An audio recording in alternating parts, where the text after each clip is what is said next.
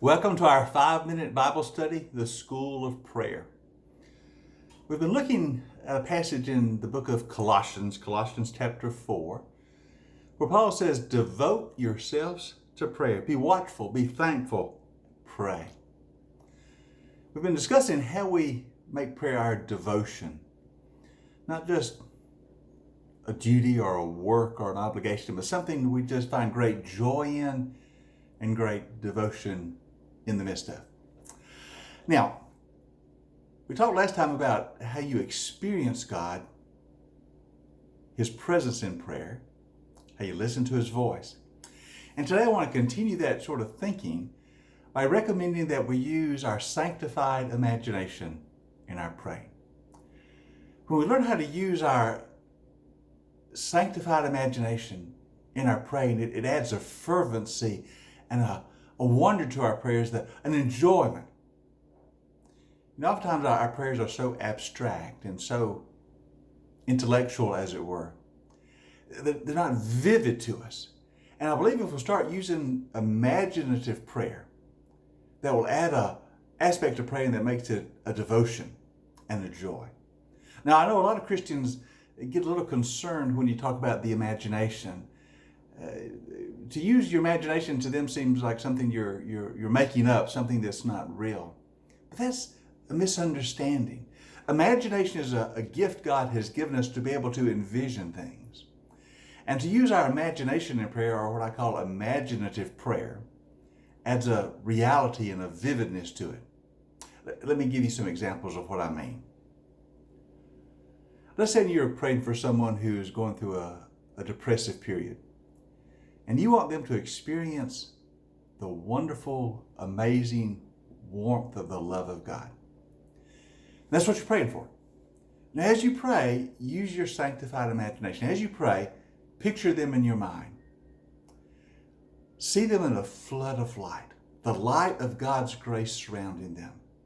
And that light represents His love and His warmth and His caring.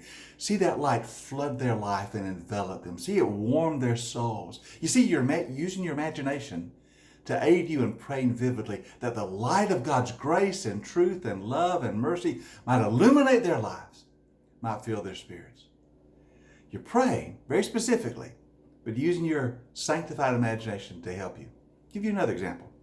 You're praying for someone who is lost, and you desperately want them to experience the saving grace of Christ. So picture their heart in your mind, and picture the door of their heart that is closed. Now remember the verse in Revelation 3:20 where Jesus said, behold, I stand at the door and knock. If anyone would open the door, I will come in and will have fellowship with him. So begin to pray that for this person. You're seeing the door of their heart is closed now to Christ. But as you pray, ask God to help them to open that door. You're praying that God will open the door, enable them by faith to open the door so that the love of Christ will come in. You're using your sanctified imagination to give vividness to your prayers. Let's say you're praying for somebody's protection. You feel like God's grace needs to keep them safe. As you pray for them, picture them in your mind, and then imagine God building a hedge of protection around them. See that in your mind. God building that hedge of protection that protects them against all assaults, against all attacks, against all danger. You're praying for their protection by the grace of God. And you're using your imagination to see it as a hedge. You're building a hedge of God's grace around them to protect them. You see? I'll give you another example. As I get ready for a worship service, I might want to pray for the people who will come that day. And so I might go down each of my pews in my church, and over each pew pray that whoever sits in this pew today, the love of God will flood their hearts. I'm imagining them in the pew in a couple of hours. Let's say I'm praying early in the morning. I imagine them sitting in that pew later today at the 11 o'clock service, and the love of God flooding their heart. I fill each pew with a prayer for God's love to fill the person who sits there. Now, we'll not know until 11 o'clock who's going to sit there. Now, I might have a pretty good idea because most people sit in the same pews every week, but still, you never know for sure.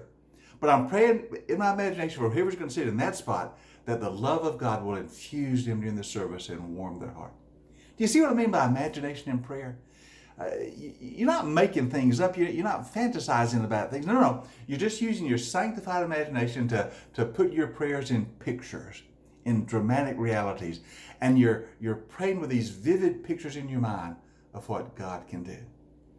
Try that for a while and see if it doesn't enliven your prayer life and give great joy to it. Use your imagination to give pictures as you pray for people. One more thing. We're all praying for our nation in these days. As you pray for our nation, picture America in your mind. Picture a map of America and see the reviving grace of God flood over the map.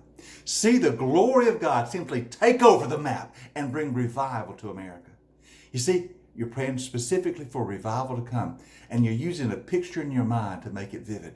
This is what I mean by imaginative prayer, using your sanctified imagination as you pray to give pictures to your prayer, to give vivid reality, and I believe it will increase the fervency of your prayers and you'll be more devoted to it.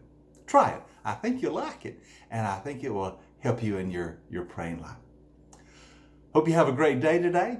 I'll look forward to seeing you next time for our 5-minute Bible study in the School of Prayer.